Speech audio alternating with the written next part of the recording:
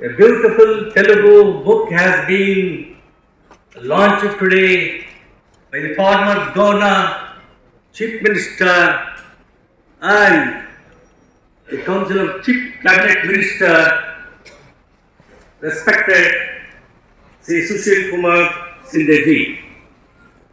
We must congratulate. సాయంత్రం పూట ఆయన పని చేసుకుంటుంటే ఆ ఫోన్ వచ్చింది మిస్సెస్ గాంధీ గారికి. అర్జెంట్గా నువ్వు అంటే normally whenever the Prime Minister calls, she calls through her personal secretary. It was Mr. George at that time. But if she has called directly, that means it's something serious subject, and he went tense as to what it could be. So నేను తెలుగులో అనువదించినప్పుడు నేను ఒకరికి ఇచ్చినప్పుడు అంత serious time, అంత సీరియస్గా phone వచ్చినప్పుడు ఆయన రాసింది ఒక సుందరమైన సాయంకాలం అంటే అది ఒక డ్యూయట్ లాగా రాసి పెట్టారు. సో ఇలాగ చాలా మందిని ఎత్తుకాల్సి వచ్చింది. ఫైనలీ ఒక 4-5 పేరు చెప్తే అందులో వల్లీశ్వర్ గారు బాగా రాస్తారు అని మా ఫ్రెండ్స్ ఉన్నారు, ఇక్కడ కేవీ రావు గారు ఉన్నారు, విజయమూర్తి గారు ఉన్నారు.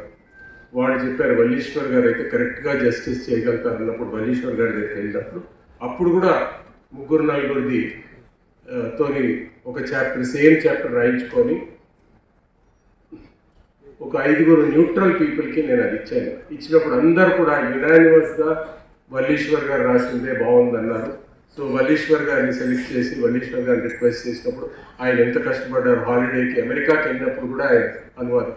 అయితే ఫస్ట్ డే రోజు ఆయనతో మాట్లాడుతున్నప్పుడు విజయ్ కుమార్ గారు వచ్చి నా భుజం తట్టి నువ్వెక్కడి నుంచి వచ్చావు ఇక్కడికి అని అన్నారు.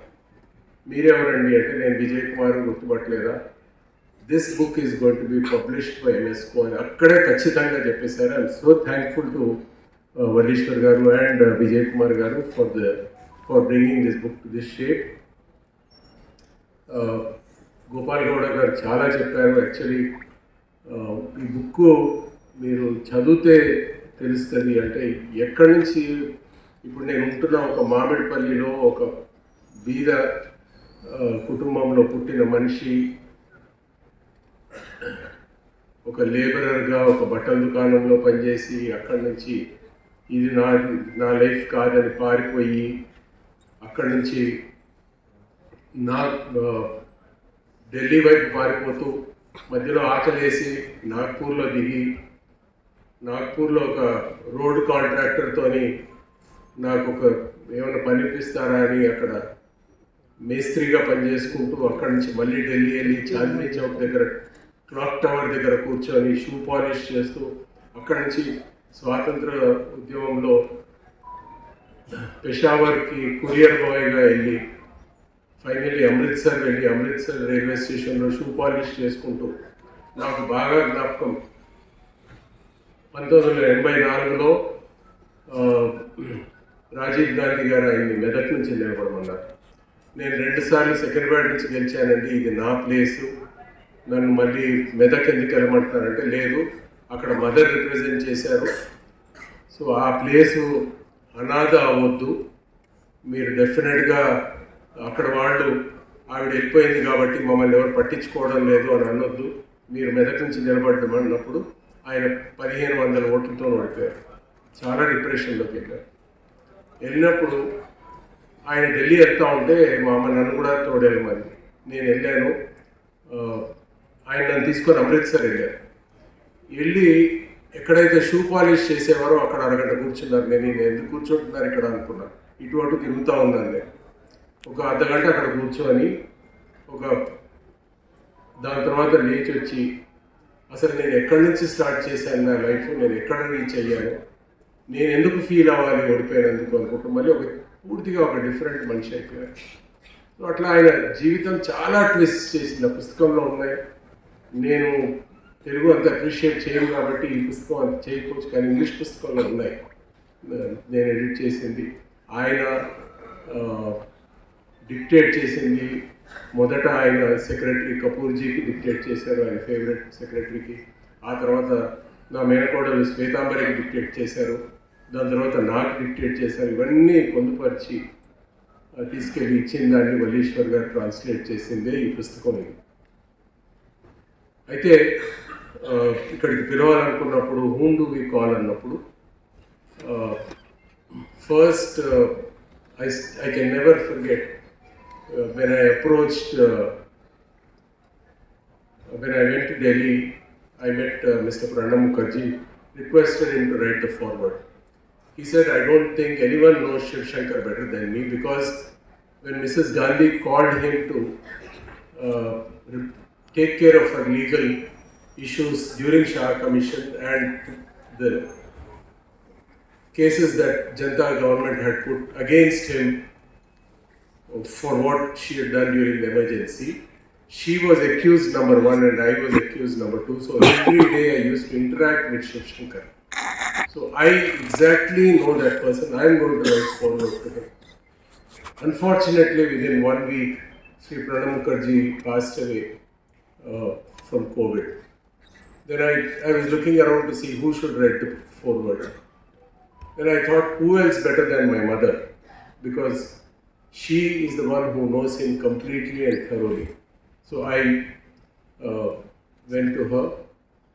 She's an extremely accomplished lady. She is 94 now. In the last 10 years, between 80 years and 90 years, she's done 3 PhDs. That is the sort of accomplishment she's done. And she's a wonderful speaker. I don't know why she's hesitated to speak today. Incidentally, when I asked her to write the foreword, within 2 days she wrote the foreword and she came and gave it in my hands. And when I read through the foreword, let me tell you, I have not used the foreword in this book. I had to again ask her to write. She got very upset. She said, I will not write. The reason being that 4 or 5 pages forward she wrote was more about herself than Mr. Shiv Shankar. Because her accomplishments were so much, she was so proud of them that she kept on writing about herself. So I said, Ma, this is not for you. This is for Daddy. And when I write a book of you, this is going to be your foreword. And I promise you I will write a book about her. But end of the day, yes, she did write a foreword. We had to see who could come here because most of my father's contemporaries are no more there. Then I remembered Sri Shindeji, Sri Veerapumailiji, because they were junior to him but they had interacted with him quite a bit. Mr. Shindeji does not remember, but there was something which one of my relatives' work which my father requested him when he was the power minister. And that work got a little delayed. So I called him up once and I said, Shindeji, my father asked me to remind you. My father never asked me, I lied to him. I said, my father asked me to remind you about this work. And he said, your father and me are having breakfast together, do you want to talk to him? And I immediately banged on the phone. I cannot forget that day. The person for whom I have asked the work, he is also there in this audience. But yeah, apart from Mr. Shinde, apart from Mr. Veerapumailiji, there is another person who worked very, very closely with my father, Mr. Padmanabhaiah, who is here, the former Home Secretary. I hold him with high regard, he is my uncle. He is another one. Then Mr. G.P. Rao is here. Mr. G.P. Rao was that secretary after Mr. Yugandhar, Satyanarayana's father, who always used to say, I have never come across any minister like Shiv Shankar. I mean, he is like a god to me. Mr. Yugandhar used to say, Satyanarayana's father. And then it was G.P. Rao, and then it was Mr. Kanwar Pratap Singh, KP Singh. KP Singh, I can never forget. He, at the end of his term, he said, I want an extension. I said, KP, why do you want an extension with the minister? I mean, you can go and become a joint secretary. He said, where else will I wield such a power? Anta adhikaram ekkadi nunchi vastadi? at 2 o'clock in the night, me, not the Home Minister, I can call up, not my minister, I can call up the Home Minister and talk to him. That's the sort of power I wield as Mr. Shiv Shankar's secretary. So I want to continue for another 3 years.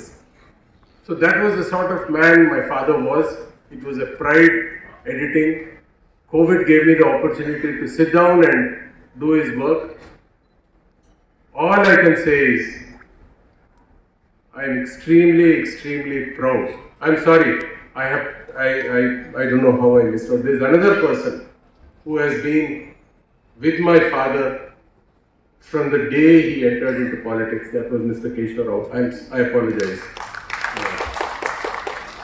I missed you, I shouldn't have. 1980, he's been with my father. But end of the day, all I'll say is, I'm extremely proud to have been born to Mr. Shiv Shankar. Very, very proud. నేను విజయ్ కుమార్ గారు generally ఆయన book releases అన్నీ దస్పల్లా హోటల్లో పెడతారు. ఇవాళ కూడా అన్నారు, ఒక 50-100 మందిని పిలుస్తాము, ఫినిష్ చేసేస్తాం. నాకు ఒకడు అన్నారు, నువ్వు రవీంద్ర భారతిలో ఎందుకు పెడుతున్నావు? శివశంకర్ గారు చనిపోయి 5 సంవత్సరాలు అయింది. రవీంద్ర భారతి కెపాసిటీ అంటే ఇంకా ప్రజలకి గుర్తున్నారు ఆయన. రవీంద్ర భారతి కెపాసిటీకి అది ఫుల్ అవుతుంది అనుకుంటున్నావా? నీ ఖాళీ కుర్చీలు ఉండొద్దు. ఇవాళ ఖాళీ కుర్చీలు లేకుండా మీరందరూ వచ్చినందుకు అంటే శివశంకర్ గారు చిరస్మరణీయులు అని మీరు నాకు చెప్పారు. శివశంకర్ గారు ఒక ఎటర్నల్ మనిషి అని మీరు నాకు గుర్తు చేశారు. ఇది ఒకటే వాల్యూము, అది కూడా Telugu volume. Next year English volume కూడా వస్తుంది. ఆ తర్వాత 2వ వాల్యూము. ఆయన లైఫ్ మీ ముందు పెడతాను, మీరు అప్రిషియేట్ చేస్తారని అనుకుంటూ మీ అందరికీ చాలా చాలా చాలా ధన్యవాదాలు.